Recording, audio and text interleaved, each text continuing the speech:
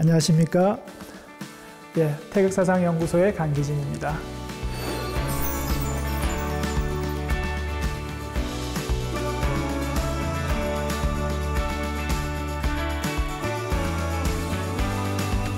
지난 시간에 이어 오늘은 그 보살의 길과 군자의 길에 대해서 말씀드려 보겠습니다. 불교에 보살이 있다면 주역의 세계에는 군자가 있는데요. 보살과 군자가 서로 비슷한 존재입니다. 먼저 불교의 보살은 자기가 부처가 될 수 있지만 그 부처가 되는 것을 잠시 유보하고 그 고통받는 중생을 구하고자 이 땅에 계속 머무르고 있는 존재를 말하지요. 군자도 비슷합니다. 비슷하다고 하면 좀 어폐가 있겠는데 주역의 세계에서 군자는 그 성인을 본받는 삶을 살고자 합니다.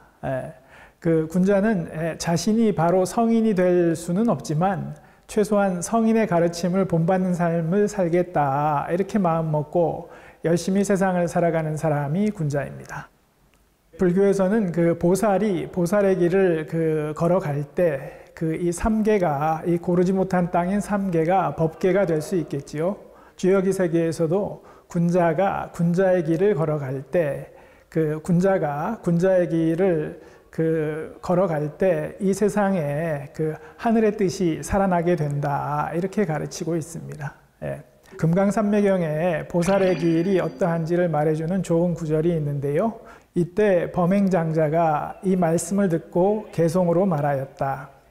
모든 생멸법을 멸하면 열반에 머무를 것이나 대비가 빼앗는 바라서 열반이 멸하여 머무르지 않습니다. 무슨 말이냐 하면 그 삼매에 들어서 모든 그 생멸법을 멸하면 그 열반에 머무를 수 있겠지요. 그렇게 열반에 머무르면 그 편안하겠지만 나 혼자 편안할 수는 없다는 것이지요. 왜냐하면 주변을 보면 고통받는 중생이 있기 때문에 그 중생을 구하고자 하는 그 대비의 마음, 큰 자비의 마음이 일어나기 때문에 열반이 멸해서 열반에 머무르지 않고 세상으로 나오게 된다는 것입니다. 주역에서는 바로 군자가 이러한 보살과 그 비슷한 존재인데요. 군자는 그 성인의 도, 성인이 가르쳐 주신 그 도, 하늘의 뜻을 실현하기 위해서 노력하는 사람입니다. 지난 시간에 저희가 한번 그 기룬과 흉운에 대해서 살펴봤는데요. 그 길흉회린이라는 것은 행동으로부터 생겨나는 것이다. 그리고 길흉이라는 것은 정함이 이기는 것이다. 지난 시간에 살펴봤죠. 정하다 하는 것은 그 하늘의 뜻을 내려받은 사람이 하늘의 뜻을 이루고자 올곧고 굳세게 노력하는 태도를 말합니다. 하늘의 뜻을 내려받고 하늘의 뜻을 이루고자 올곧고 굳세게 노력하는 사람, 그 사람이 바로 군자입니다. 그래서 주역은 그 군자를 위한 조언으로 이루어져 있습니다. 주역 전체가 군자가 자신의 뜻을 이룰 수 있도록 하기 위해서 군자에게 조언하는 내용, 그 내용으로 차 있는 것이 주역이라고 말씀드릴 수 있겠습니다. 주역은 그 군자를 위한 조언으로 이루어져 있는 책인데요. 그러면 군자를 위한 어떤 조언으로 이루어져 있는가? 기미를 아는 것, 그것은 신묘하도다. 기미라는 것은 미세한 움직임으로 길한 결과를 먼저 드러내는 것이다. 군자는 기미를 보고서 일을 지으니 날이 다 저물어 버리도록 기다리기만 하는 일이 없다. 이렇게 나와 있죠. 그래서 주역에서 중요한 게 기미입니다. 기미. 주역은 그 군자가 기미를 알 수 있도록 도와주는 책인데요. 기미란 무엇인가? 미세한 움직임으로 그 길한 결과를 먼저 드러낸다는 것이죠. 일이 이게 길하게 흘러갈 것인지 흉하게 흘러갈 것인지를 미세한 기미를 통해서 미리 보여준다는 것입니다. 그래서 군자는 이렇게 기미를 보고 움직이기 때문에 괜히 그 하루 종일 날이 다 저물어 버리도록 기다리기만 하는 일이 없다는 것이지요. 주역이 그 기미에 대해서 어떻게 얘기하고 있는가 한번 사례를 보여드리겠습니다. 제가 칠판에 써봤는데요. 위에 있는 거는 그 주역의 11번째 태의 길입니다. 11번째 태의 길이고 두 번째에 있는 거는 12번째 비의 길입니다. 비의 길. 그래서 화면으로 그 궤도 한번 같이 보여드리겠는데요.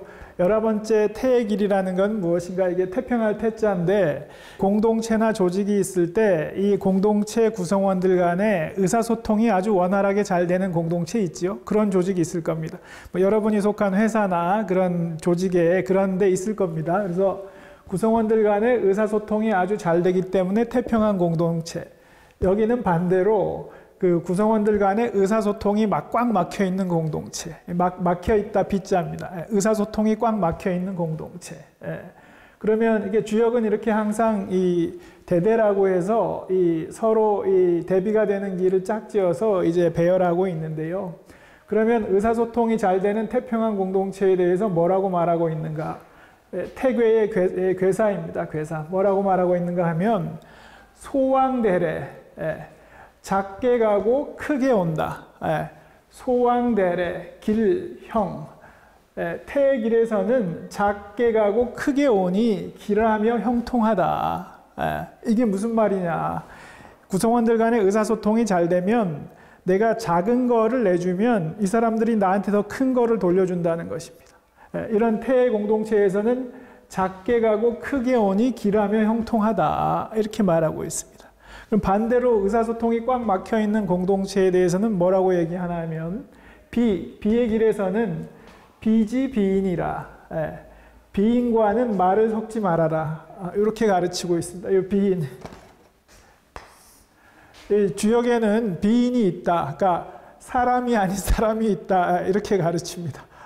주역이 보는 이 세상에는 사람이 아닌 사람이 있다. 불교에서는 누구냐? 축생입니다. 축생. 축생도 있죠. 축생도. 축생의 길을 가는 사람. 사람의 이 거죽은 쓰고 있는데 실은 짐승인 사람이 있죠. 축생이죠. 축생. 그래서 사람이 아닌 사람과는 말을 섞지 말아라. 그리고 이어서 불리한 것은 군자가 정해서 크게 가고 작게 오는 것이다. 반대죠. 소왕대래. 여기는 대왕소래. 이 군자가 정하다는 건 뭐냐면 이 군자가 원래 군자라는 사람은 이제 남을 충심으로 대하지요. 그래서 군자가 고지곳대로 해서 군자가 평상시처럼 고지곳대로 한다는 얘기입니다. 지금 여기는 비의 공동체지요. 구성원들 간의 의사소통이 막혀 있는 비의 공동체인데 그런데 군자가 평상시 하듯이 고지곳대로 하면 대왕소래다. 크게 가는데 작은 것밖에 돌아오지 않는다.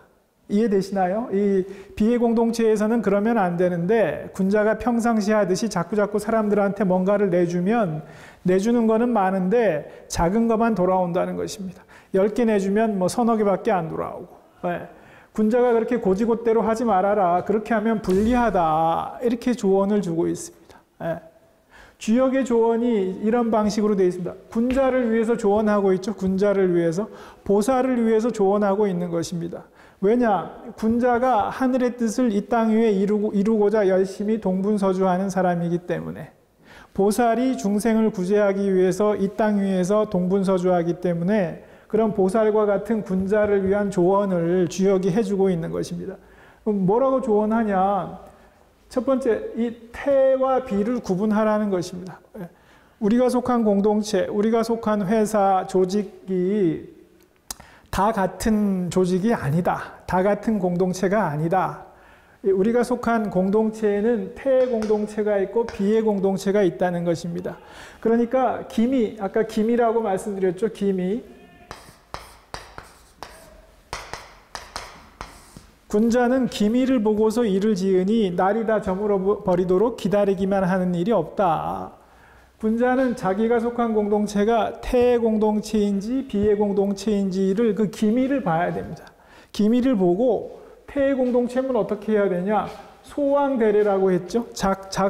작게 내주는데도 훨씬 큰 게 돼서 돌아온다는 것입니다. 뭐냐? 이 어떤 조직의 시너지가 일어난다는 것이죠. 그래서 군자가 자기가 지금 내가 속한 공동체가 고맙게도 태의 공동체구나. 그러면 자꾸 뭘 내줘야 사람들이 더 많은 거를 자기한테 돌려준다는 겁니다. 시너지가 일어나서 성과가 일어난다는 것이죠. 반대로 군자가 속해 있는 데가 비의 공동체다. 그러면 자꾸 내주면 안 되겠죠. 대왕소래. 큰 걸 끊임없이 주는데도 작은 것밖에 돌아오지 않는다는 것입니다. 예. 군자가 그렇게 하면 안 된다라고 말하고 있고, 결정적으로는 비의 공동체, 소통이 꽉 막힌 공동체는 비인이 주도합니다. 비인이 주도하기 때문에 그렇게 됩니다. 공동체라는 게. 예. 그래서 그런 비인과는 말을 섞지 말아라. 그거 외에는 방법이 없다. 이렇게 군자를 위해서 조언을 해주고 있는 것입니다. 예. 그래서 주역이 이처럼 군자를 위한 조언을 담고 있다.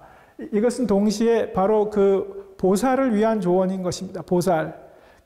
이 중생을 구제하겠다는 대서원을 세우고 이 고르지 못한 땅 3계에서 동분서주 노력하는 보살을 위해서 조언해주고 있는 내용이다. 이렇게 보시면 되겠습니다. 그리고 우리가 주역 전체의 구성이 어떻게 되어 있는가를 한번 잠깐 보여드리면, 주역은 크게 상경과 하경으로 나뉘어 있습니다. 그래서 주역이 총 64괴인데 상경에는 1번부터 30번까지 그 30개의 괴, 30가지의 도가 펼쳐지고, 하경에는 이제 31번부터 64번까지 34가지 도가 펼쳐집니다. 이거는 뭐냐면 그 도라는 게 길이죠. 그래서 상경과 하경이 모두 군자의 여행길인데, 상경에는 30가지의 여행길이 펼쳐지고 하경에는 이어서 그 34가지의 여행길이 펼쳐진다는 얘기입니다. 상경과 하경이 어떻게 구분되느냐?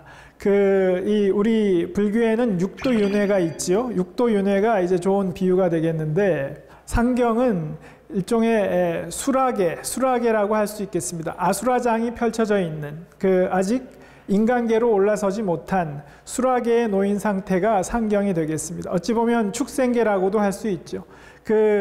사람의 도가 확립되지 못해서 축생계 내지 수라계를 헤매고 있는 인간 세상이 상경의 세상입니다.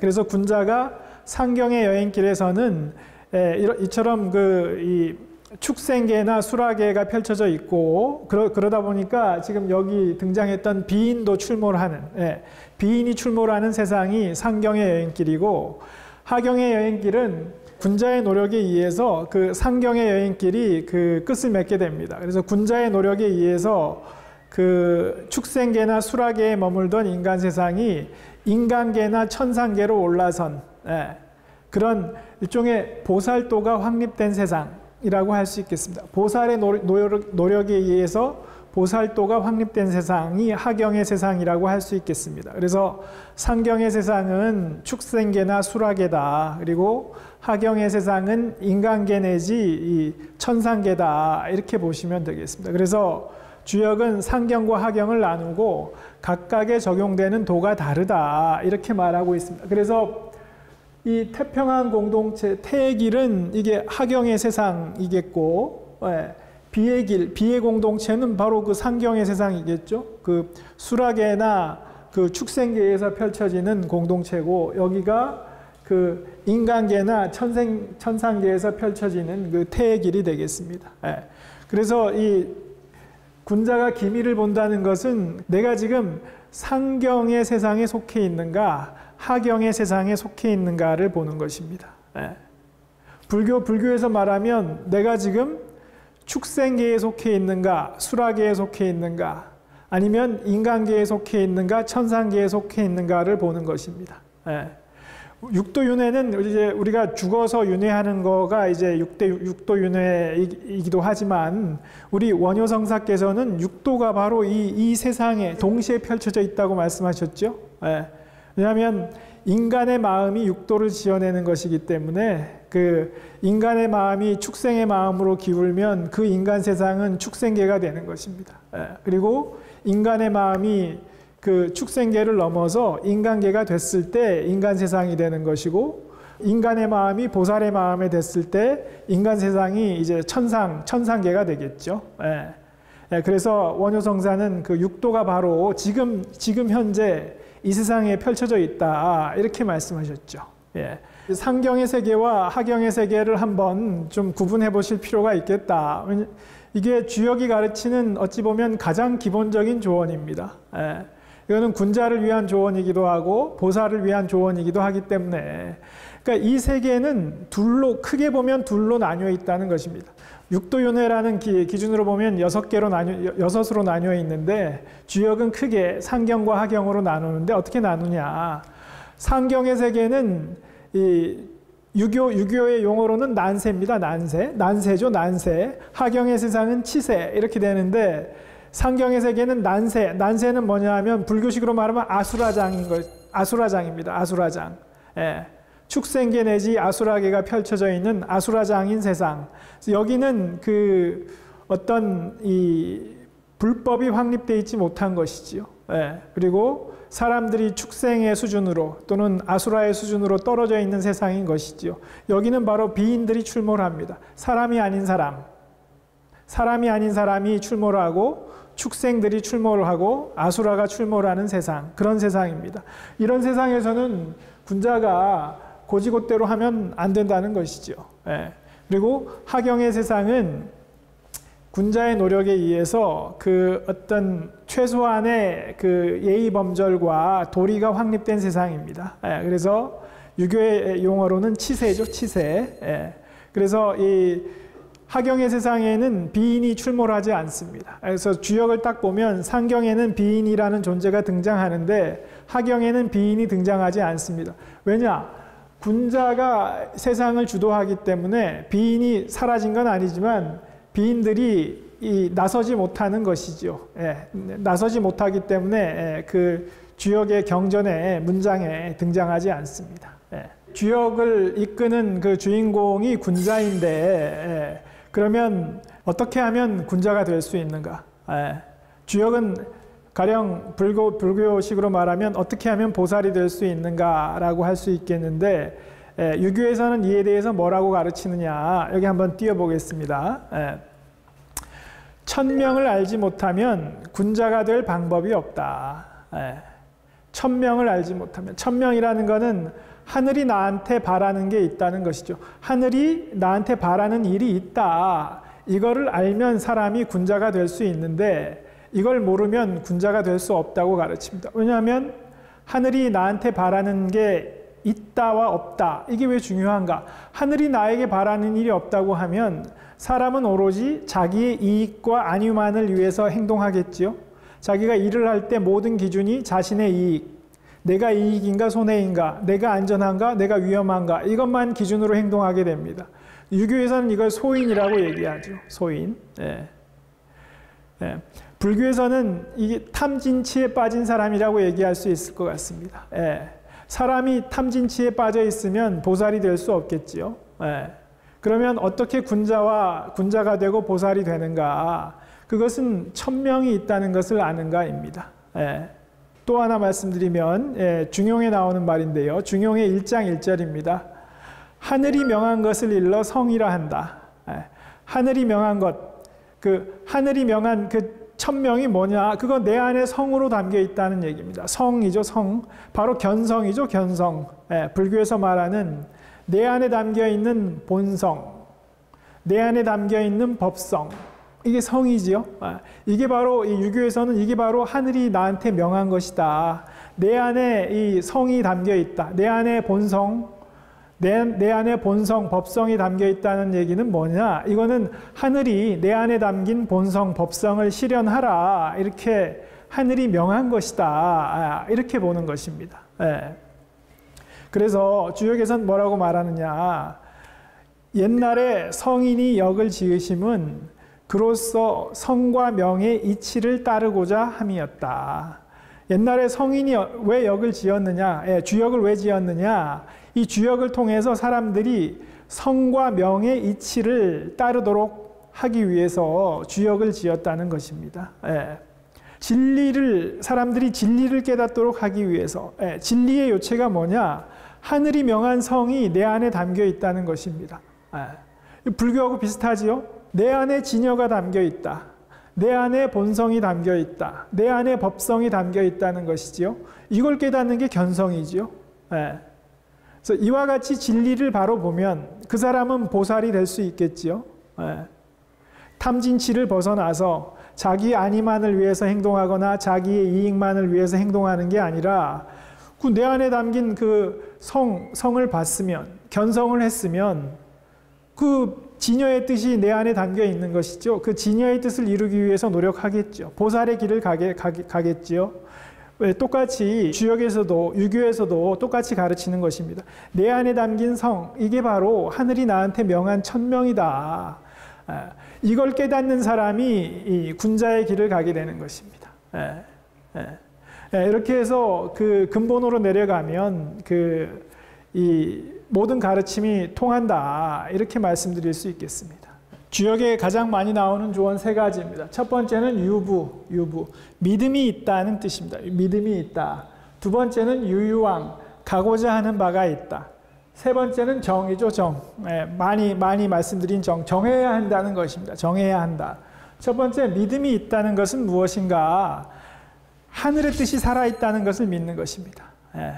이 세상에 아무런 그 질서도 없고, 이 세상은 그냥 우연으로 이루어진 것이고 아무런 뜻도 없고 의미도 없다. 이렇게 세상을 보지 않는다는 것입니다. 이 세상에는 하늘의 뜻이 살아있다.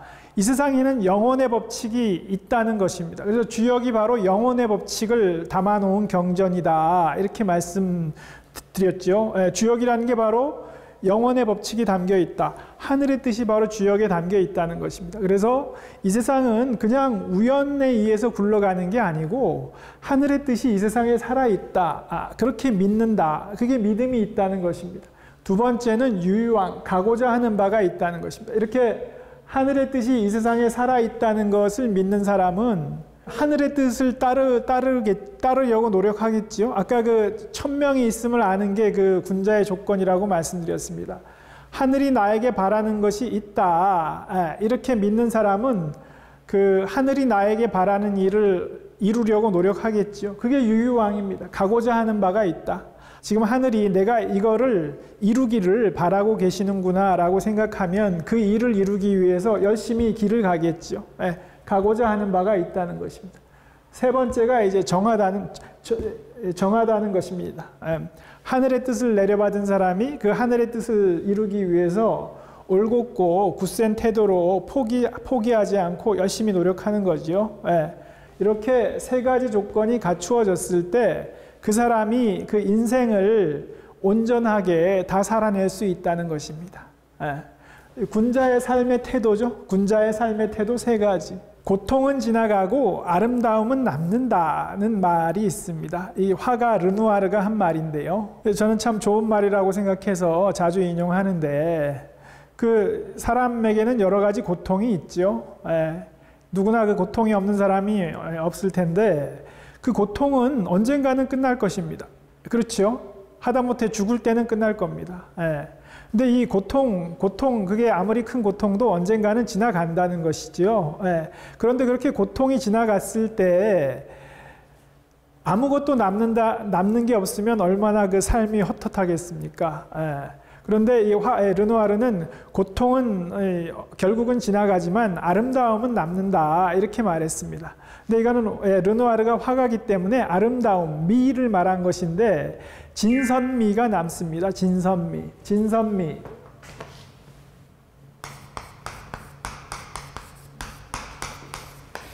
참되고 선하고 아름다운 것. 참되고 선하고 아름다운 것은 사실은 같죠. 참되고 선하고 아름다운 것. 이 3가지는 그 영원히 남습니다. 고통이 지나갔을 때 참되고 선하고 아름다운 것은 남는다. 그리고 사람이 고통이 지나갔을 때 이렇게 남는 게 있어야 합니다. 그래야지 내 삶이 헛헛하지 않겠죠. 그때 남는 게 바로 진선미라는 것입니다. 참되고 선하고 아름다운 것. 이것은 남는다. 그래서 우리는 이 시간과 공간 속을 살아가고 있는데요. 그렇죠. 우리 지금 이 시간과 공간 속을 살아가고 있죠. 그러면 이 시공간이라는 게 뭐 하는 곳인가? 그것은 이 시공간은 그 우리의 마음을 새기고 간직하는 곳입니다. 내가 마음을 먹고 어떤 행동을 하면 그 행동이 이 시공간 속에 남게 됩니다. 그때 남는 게 뭐냐? 내 마음과 나의 행동이 진선미를 이룬 것. 이것은 시공간 속에 영원히 남게 됩니다. 반대로 우리가 탐진치에 빠져서 오로지 나의 이익, 나의 안전만을 위해서 행동한 것. 그것은 남지 않습니다. 시간이 흐르면 10년이 지나고 30년이 지나고 50년, 100년이 지나면 진선미가 아닌 것은 썩어 없어집니다.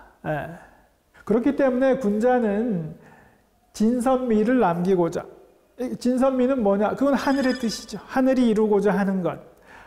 군자가 왜 하늘이 이루고자 하는 그 하늘의 일에 열심인가? 왜냐하면 하늘의 일은 그걸 이루면 영원히 남기 때문입니다. 내가 눈 감을 때 헛헛하지 않기 때문에. 그게 영원히 남기 때문에 그걸 위해서 살아가는 것입니다.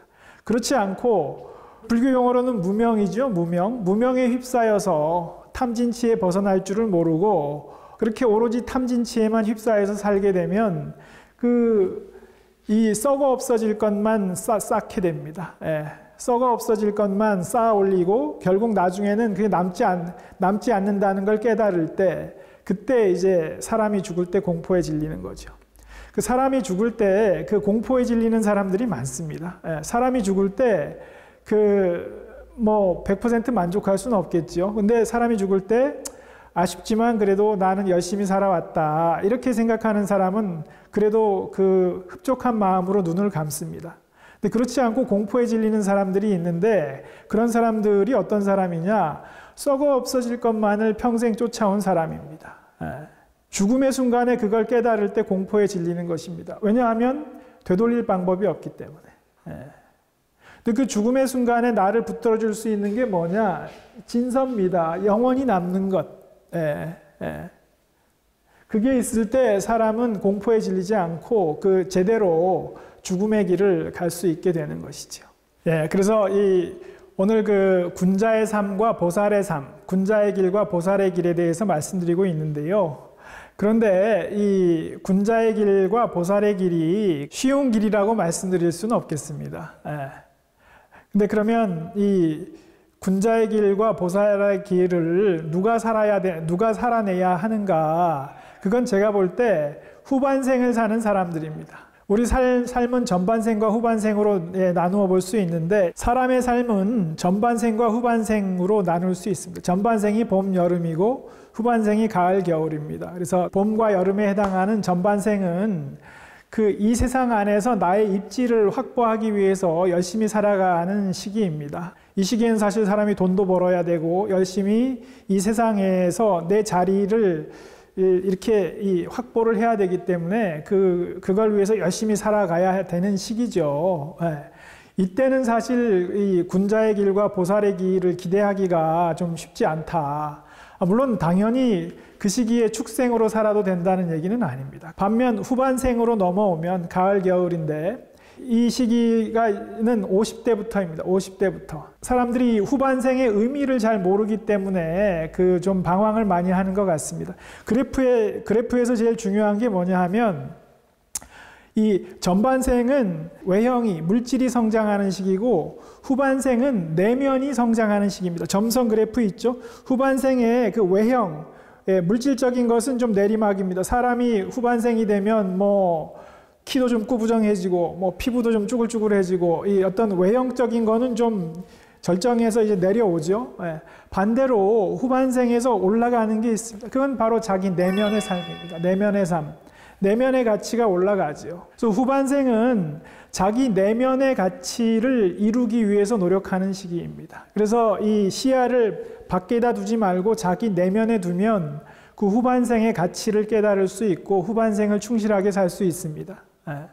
동시에 제가 말씀드렸듯이 후반생을 사는 사람이 감당해줘야 되는 역할이 무엇인가? 바로 군자의 길이고 보살의 길입니다. 전반생에 열심히 삶을 개척해야 되는 젊은이들보다 이제 50대 이후에 후반생을 사는 분들이 이런 보살의 삶과 군자의 삶을 감당해 주셔야 된다. 그래야 젊은 사람들이 보고 배우겠죠. 이게 이 사람의 인생을 전반생과 후반생으로 나누어서 볼 때 크게 좀 말씀드릴 수 있는 사항인 것 같습니다. 오늘 그래서 이 군자의 길에 대해서 말씀드렸는데요. 그 군자의 길에 대해서 한번 정리해서 말씀드릴 수 있는 게 천지인 삼재의 가르침입니다. 천지인 삼재.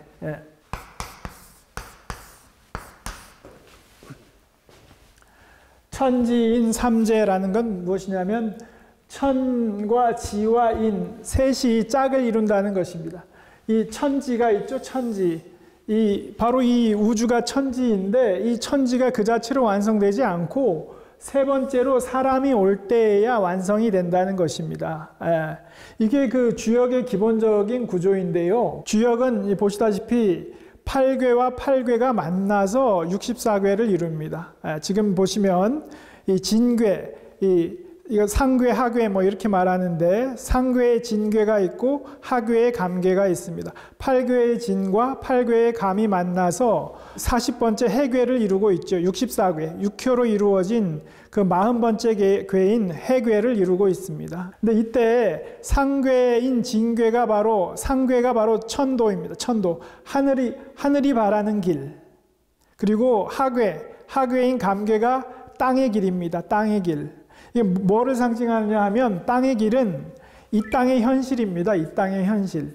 이 땅의 현실이 있고 그 하늘이 바라는 뜻이 상궤로 있다는 것이죠. 주역의 64궤는 맨 아래 1호에서 출발해서 1, 2, 3, 4, 5 올라가지요. 그래서 이 하궤가 땅의 현실입니다. 이 땅의 현실에 대해서 하늘이 바라는 하늘의 길이 있다는 것입니다. 이 두 개가 서로 다르지요. 불일치하지요. 이건 뭐냐? 이 땅 위의 현실이 하늘의 뜻을 따라가지 못하고 있다는 얘기입니다. 근데 이게 이 8궤와 8궤가 합쳐져서 64궤가 되면 6효로 이루어지면 중간에 인도가 생겨납니다. 인도. 이해되시나요? 중간 둘이 만남으로써 중간에 리궤와 감궤가 새로 생겨나고 있죠. 이게 인도입니다. 인도. 사람이 가줘야 할 길. 이 땅의 현실과 하늘의 뜻이 만나서 서로 일치하지 않아서 고통받을 때, 땅의 현실과 하늘이 뜻이 불일치해서 고통을 받을 때 중간에 군자의 길을 제대로 밟아주면, 보살의 길을 제대로 밟아주면, 리의 길과 감의 길을 밟아주면 땅의 현실이 하늘의 뜻을 쫓아가게 된다는 것입니다. 그렇게 해서 이 6효 전체로는 땅의 현실과 하늘의 뜻이 조화를 이루게 된다. 이게 바로 천지인 삼재의 원리입니다. 땅의 현실이 있고 하늘의 뜻이 있을 때 그 자체로는 하늘의 뜻과 땅 위의 현실이 일치하지 않는다는 것이지요. 그래서 그 중생이 고통을 받는다는 것이죠. 그때 이 사람이 군자와 보살이 이 군자의 길과 보살의 길을 가주면 그 하늘의 뜻과 땅의 현실이 조화를 이루게 된다. 이게 주역의 기본 원리입니다. 주역의 기본 원리. 그렇기 때문에 군자가 열심히 노력하는 것입니다. 왜냐하면 하늘의 뜻이 살아있다는 걸 알기 때문에. 하늘의 뜻과 땅 위의 현실이 상괴하계로 있을 때 지금 땅 위의 현실은 혼란과 시련으로 이 중생이 힘들어하는데 이렇게 고개 들어 하늘을 보면 하늘의 뜻이 있다는 것이죠. 이쪽으로 와라. 이쪽으로 와야 된다라고 하는 그 하늘의 천명이 있다는 것이지요.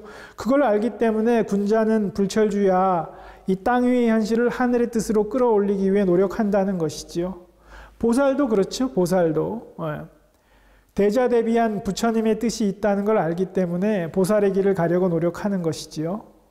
군자의 길에 대한 그 주역의 어떤 좀 이 정리가 되는 말씀이 있는데요. 한번 띄워드리면 신비가 존재하는데 이를 밝히는 것은 그 사람에게 달려있다. 원문으로 보시면 신이 명지입니다. 신이 명지. 이거는 신비가 존재하는데 이를 밝히는 것 이렇게 해석할 수도 있고 신이 존재하는데 이를 밝히는 것 이렇게 해석할 수도 있습니다. 이 땅에 이 세상에 신이 존재한다는 것이지요. 근데 이를 밝히는 것, 이 명자죠. 이를 밝히는 것, 이를 증명하는 것. 신이 존재하는데 이 신이 존재한다는 사실을 증명하는 것은 그 사람에게 달려있다. 하늘이 기다리는 그 사람에게 달려있다. 군자에게 달려있다는 것이죠. 군자가 하늘의 뜻이 살아있음을 믿고 열심히 행동하는 그 모습을 보고 사람들이 신이 있다는 것을 하늘의 뜻이 살아있다는 걸 알게 된다는 것이죠. 보살도 마찬가지입니다. 보살이 그렇게 중생을 구제하기 위해서 노력하는 걸 보고 이 세상에 부처님의 뜻이 살아있다는 것을 알게 된다는 것입니다. 그래서 이 군자의 길과 보살의 길이 중요하다 이렇게 말씀드릴 수 있겠고 주역에 나오는 또 한마디 하늘로부터 떨어지는 것이 있음은 군자의 뜻이 명을 버리지 않았기 때문이다. 군자의 뜻, 군자가 품은 뜻이 그 천명을 버리지 않으면 하늘로부터 뭔가 뚝 떨어지는 거라도 있어서 군자를 돕는다는 얘기입니다.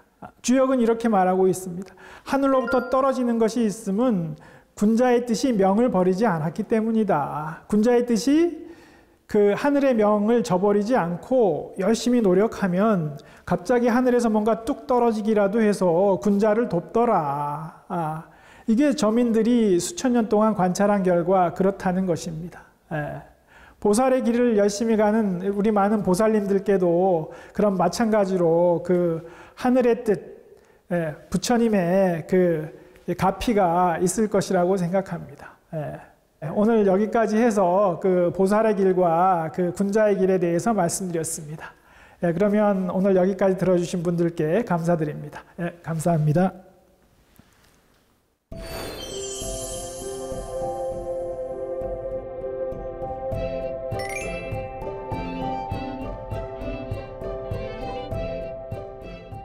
안녕하십니까. 태극사상연구소의 강기진입니다. 오늘 그 질문 주신 거를 좀 답변을 드리겠는데요. 그 처음 질문이네요. 주역하면 왠지 오래된 옛 철학처럼 느껴집니다. 지금 이 시대에 우리가 왜 주역을 공부해야 하는지 그 이유가 궁금합니다. 이런 질문을 주셨는데요. 주역은 지금으로부터 대략 한 3000년 정도 전에 완성된 걸로 보이는데요. 그러면 이제 3000년 전 책을 왜 지금 읽어야 되느냐 이렇게 생각할 수 있는데, 근데 또 생각해 보면 우리 석가모니 부처님의 말씀 역시 대략 한 2600년 정도 된 말씀이지요. 그렇지만 오늘날에도 그 석가모니 부처님의 그 말씀이 여전히 유효하지요. 야스퍼스가 이제 추계 시대라고 명명을 했는데요. 바로 이 지금으로부터 대략 한 2000년에서 3000년 정도 전에 인류의 성인들이 다 출현했다는 것이지요. 우리 석가모니 부처님도 그렇고, 공자, 노자, 또 그리스 쪽으로 가면 소크라테스, 플라톤, 다 그 시기에 그 인류의 성인들이 출현했다는 것이지요. 그리고 그 뒤로는 성인들이 못 나오고 있습니다. 가령 현대에 이르러서 성인이 새로 등장한 그 인류의 성인이 있느냐? 없죠. 그래서 어떤 근본적인 가르침은 오히려 그 옛날의 가르침, 추계시대의 가르침이 오히려 오늘날까지 통하고 있다. 이렇게 말씀드릴 수 있겠습니다. 또 다른 측면으로는 주역이 영혼의 법칙을 담고 있기 때문입니다. 제가 첫 시간에 그 주역의 탄생 과정을 설명드렸는데, 주역은 그 영혼의 법칙을 담고 있기 때문에 오늘날에 읽어도 그 가르침이 여전히 유효합니다. 관심 있는 분들이 한번 읽어보시면 이게 정말 오늘날에도 통하는 얘기를 하고 있구나, 이런 걸 느끼실 수 있을 거라고 생각합니다. 다음 질문. 주역의 64궤 중에는 불교의 가르침과도 통하는 부분이 있다고 들었습니다. 그 중에서 불교와 가장 닮은 궤를 하나 꼽는다면 어떤 궤일까요? 또 그렇게 보시는 이유는 무엇인지 궁금합니다. 이렇게 질문 주셨는데, 주역 64궤 중에 수궤가 있습니다. 수궤는 이 따를 숫자입니다. 그래서 스승을 따라 배우는 길입니다. 스승을 따라 배울 때 어떻게 해야 하는가를 가르치는 그 수의 길인데요. 수의 길에 나오는 가르침이 그 불교의 가장 그 기본적인 가르침, 그 자등명 법등명이 유명한 구절이 있죠. 그 자등명 법등명하고 상통합니다. 그래서 사실 그 앞으로 그 시간을 할애해서 이 수궤를 한번 살펴보려고 합니다. 그 수궤를 살펴보는 시간에 한번 그 설명을 드리도록 하겠습니다. 세 번째로, 주역의 주인공인 군자는 성인을 본받으려 노력하는 사람이라고 하셨는데, 성인과 군자의 차이점은 무엇인가요? 이런 질문을 주셨는데, 유교에서 성인은 그 부처를 이룬 사람입니다. 부처를 이미 이룬 분을 성인이라고 칭합니다. 그래서 군자는 부처를 아직 이루지 않은 사람이죠. 보살 역시 마찬가지죠. 그래서 성인은 부처를 이미 이룬 분을 지칭하고, 군자는 그렇지 않다. 그리고 군자는 그래서 실수도 많이 합니다. 군자는 실수도 많이 하는데 대신 실수에서 배우려고 노력합니다. 그래서 실수에서 배워서 다음에는 실수를 하지 않거나 아니면 뭐 한 번 정도 더 할 수 있겠는데 그 이상은 실수를 하지 않죠. 그래서 나날이 배워서 나날이 자신을 완성해 나가는 사람이죠. 배우고 성장하는 사람이죠. 그런 사람이 군자다. 이렇게 해서 서로 구분이 된다. 이렇게 말씀드릴 수 있겠습니다. 예, 이상으로 오늘 질문 주신 거에 대해서 말씀드렸고 앞으로도 궁금한 게 있으면 불교 방송으로 질문 보내주시면 이렇게 대답해 드리도록 하겠습니다. 예, 감사합니다.